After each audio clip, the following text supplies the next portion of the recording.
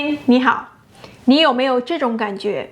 學中文學了好幾年，單詞背了一個又一個，語法書翻了一遍又一遍，結果真正開口說中文的時候，你的腦子還是一片空白。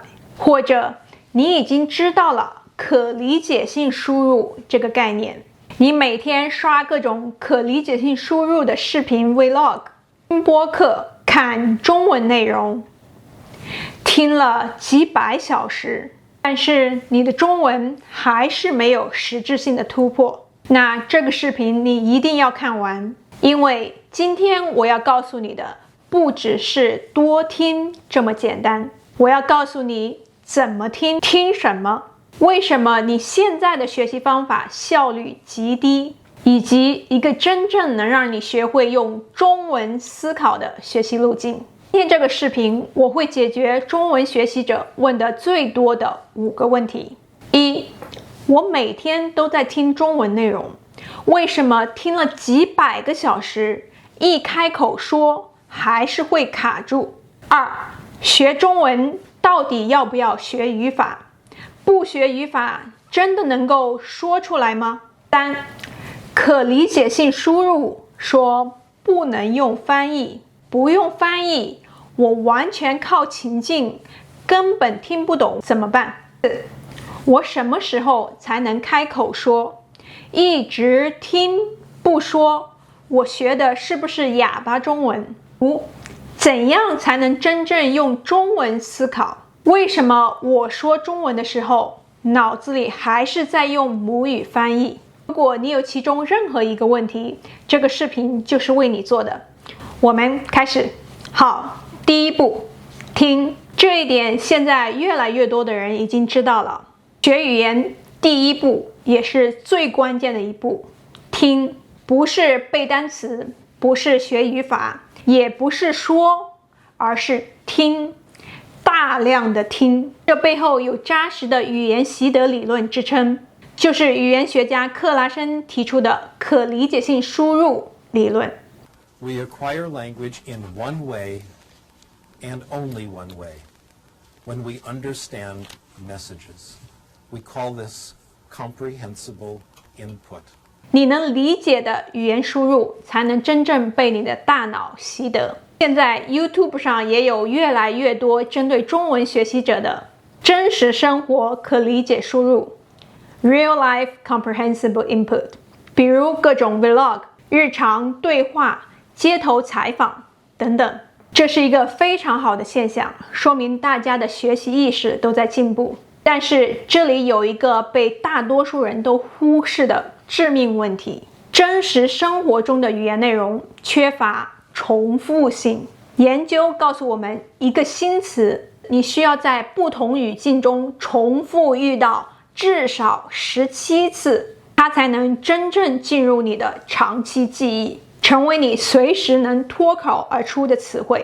17次。現在想想，你刷的那些 Vlog， 哪怕你聽了1000個視頻，裡面真正高頻重複出現同一個詞彙、同一個句式的次數有多少？真實生活的語言特點就是隨機、自然、多變。正因為它太真實，所以它根本不會給你任何一個詞17次重複出現的機會。結果就是你聽了很多，但是你真正記住、能夠直接說出口的非常少。所以我給學生的建議是，把 Vlog 內容當作泛聽的內容，而不是學習的核心。如果你真的想要靠聽來習得中文，你真正需要的是聽故事，但不是隨便什麼故事，而是大量有意義、循環重複的故事。這裡就要介紹語言教學界一個革命性的方法 TPRS， Teaching Proficiency Through Reading and Storytelling， 通過閱讀和講故事來達到語言流利度的教學法。你可能會問，重複我知道，但是一直重複不是會很無聊嗎？對，人類大腦對於完全相同的重複內容，很快就會產生厭倦。這就是為什麼你把同一個 Vlog 聽20遍，很可能第3遍你就在走神了。TPRS 解決這個問題的方式非常聰明，它有一個核心技巧，叫做 circling 循環提問法。它的原理是圍繞一個新詞，用不斷變化角度的問題來製造重複，每一次重複都帶來新的內容，推進故事前進。比如我們今天要學的詞是約會，約會 date。Mark 有一個約會，約會。Mark 有一個約會嗎？對， Mark 有一個約會。老闆有一個約會嗎？不對，不是老闆有一個約會，是 Mark 有一個約會。誰有一個約會？ Mark 有一個約會。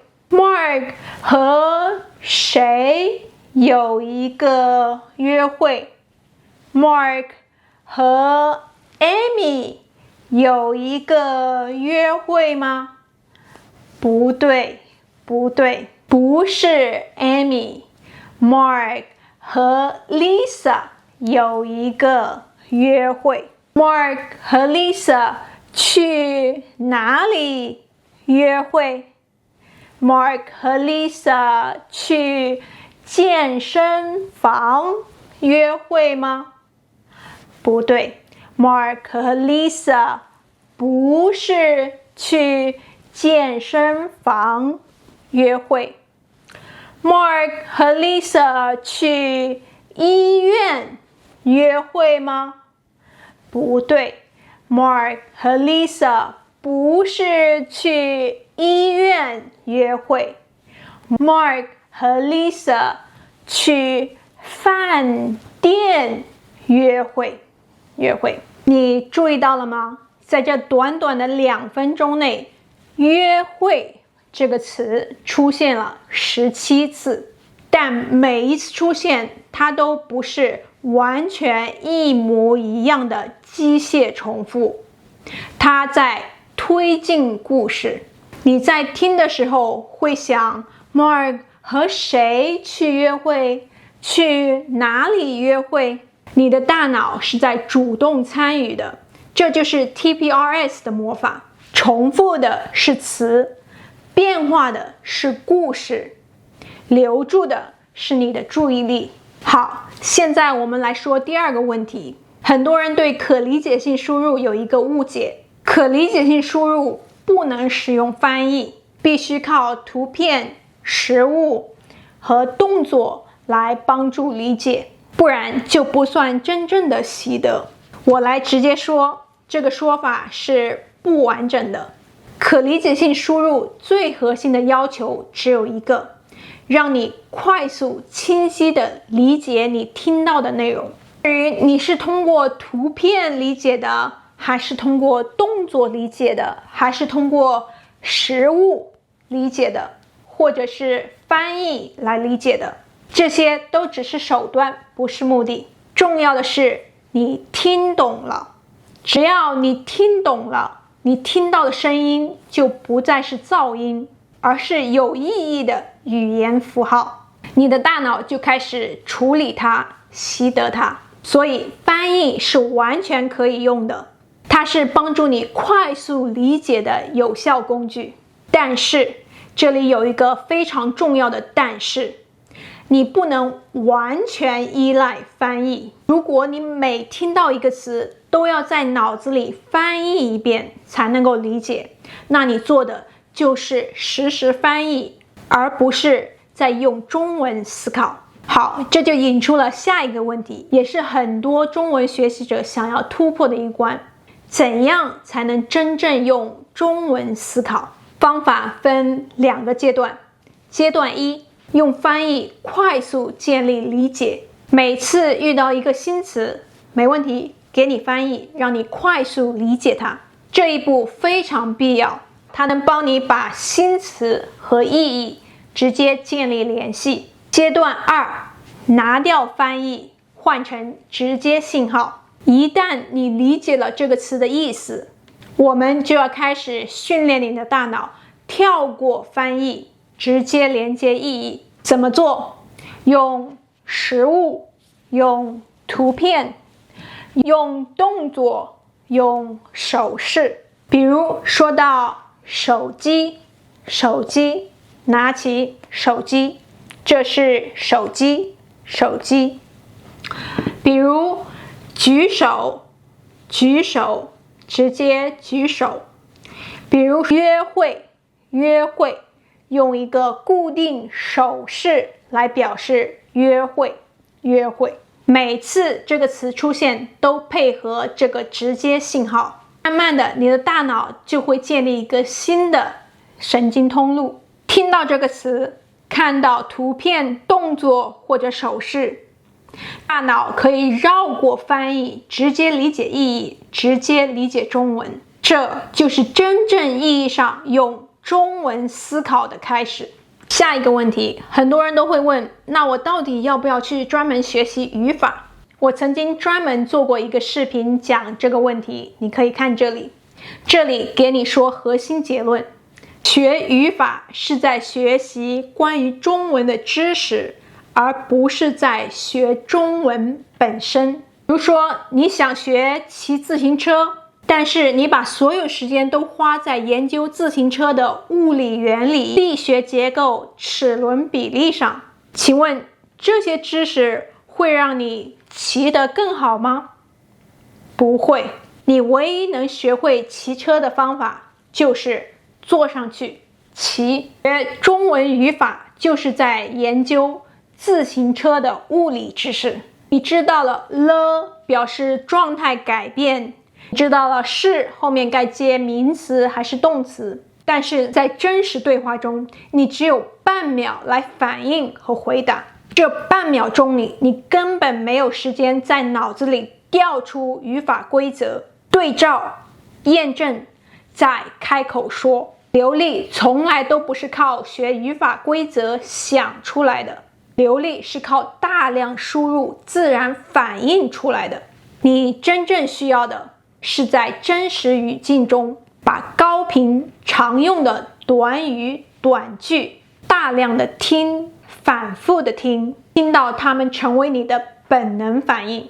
比如，我餓了，我想要吃披薩；我渴了，我想要喝水；我累了，我想要睡覺。太好了，太棒了，太貴了，太累了。這些句子裡藏着了的核心用法，但你不需要背語法規則，只需要在不同語境裡反覆聽到它們，理解它們，直到有一天你可以完全不用過腦子，直接說出它們，那才是真正掌握了一門語言。最後一個問題，也是很多人最焦慮的一個問題，我只聽不說，我是不是在學啞巴中文？聽是被動的，說才是主動學習。不練習說，怎麼能學會說呢？我非常理解這個擔心，但是我需要直接告訴你，開口說是大量聽的結果，而不是練習說的結果。不斷練習說，並不會讓你說得越來越好。真正讓你說得越來越好的是不斷大量的聽。說是輸出，但輸出的質量完全取決於你輸入了多少。這也是為什麼在我的課堂裡，我不會一開始就要求學生說長句，說完整的話。我需要的首先是學生能聽懂，所以在最初階段，你只需要通過點頭、搖頭來告訴我你聽懂了沒有。我教你們的第一批詞往往是好、不好、對、不對、有、沒有、要、不要。通過這幾個詞，你就能夠用最簡單的方式回應我，讓我實時知道你們是否聽懂了。因為在可理解性輸入教學法中，有一條鐵律，學生沒聽懂的內容對他們來說就是噪音。靠聽噪音，你永遠學不會一門語言。這裡順便說一下，在 YouTube 上很流行的方法，睡覺聽中文，說是每天晚上放着中文內容睡覺，潛意識就可以學會中文。我不會說這個方法完全沒用，因為它至少能夠讓你的耳朵慢慢習慣中文的發音和節奏。但是如果你真正想要靠這個方法來習得中文，效果可能會讓你失望。原因很簡單，睡着了的你沒有在理解，沒有理解，你聽到的東西就是噪音。聽並且聽懂永遠是第一位的。好，現在我把今天所有的內容整合成一條完整的中文學習路徑送給你。第一步，建立意義，用翻譯、圖片、實物、動作或者手勢，讓你清楚地知道這個詞是什麼意思。如果你不知道意義，就是噪音。第二步，聽大量可理解性輸入，不是聽完全聽不懂的中文，而是聽你能理解大部分意義的中文。可以有少量的新詞，但是大部分的意思你是知道的。通過故事和 circling 獲得大量的重複，同一個詞、同一個句型，在不同的問題、不同的句子和不同的情境反覆出現至少17次。只有這樣才能夠讓它進入你的長期記憶。第三步，先低壓力回應，不要一開始就逼自己說完整的句子，要從最簡單的回答開始，比如好、不好、對、不對、想要、不想要、有、沒有。這些簡單的回應就是你開口說話的起點。第五步，聽得足夠多之後，就能夠自然說出來，不是硬擠出來，也不是每個句子都在腦子裡翻譯一遍，是因為你的大腦已經儲存了很多的中文句子，它開始自然的反應，自然的輸出。不需要學語法，不需要背規則，你只需要先聽懂，然後自然的說出來。Stanford Speak Naturally Later。最後，我想告訴你，我頻道裡的 TPRS 故事內容絕對能夠幫助你建立語感，提高中文學習效率。但我必須坦誠地告訴你，錄播視頻只發揮了 TPRS 的一半的威力。為什麼？因為 TPRS 的核心是即時反饋，視頻是單向播放的，但真實的1對1課堂是動態調整的。沒聽懂，我會立刻慢語速，切換例子，加上圖片或者動作，直到你的眼睛告訴我我聽懂了。新的詞彙不熟悉，我會用不同的句型和問題來不斷 circling 循環提問，讓你自然獲得更多的輸入。已經掌握，我會立刻增加新的學習內容，增加挑戰，剛好觸達你的學習邊界。這才是真正的可理解性輸入。現在我開放5個1對1的中文課程名額。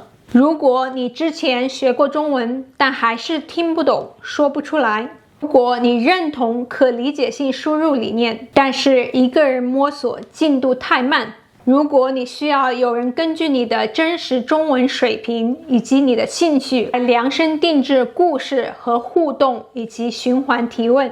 在我的課上，我不會一開始就逼迫你開口，我們先確保聽懂，然後通過零壓力的互動，你會發現中文開始自然而然地脫口而出。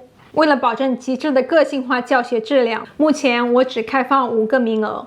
如果你準備好突破你的中文瓶頸，請點擊視頻描述欄或者置頂評論的鏈接來報名。學中文從來不是一件需要靠意志力來死撐的事情，用對方法，它可以是一件自然發生的事。Stand first, speak naturally later. See you in the next video. 再見。